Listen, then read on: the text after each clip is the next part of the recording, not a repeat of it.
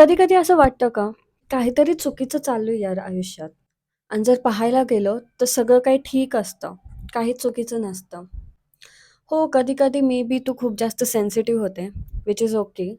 May be कधी-कधी तू खूप जास्त केअर करते, which is also okay. May be कधी-कधी तुझे ओपिनियन्स वेगळे असतील लोकांपेक्षा. Perfectly fine. मे बी तुला आयुष्यात वेगळं काहीतरी हवंय, जे बाकीच्यांना नकोय. Which is also okay. हां, कधी-कधी तू थोडीशी बोलकी असू शकते, पण कधी-कधी खूपच जास्त शांत. हे पण फाईन आहे.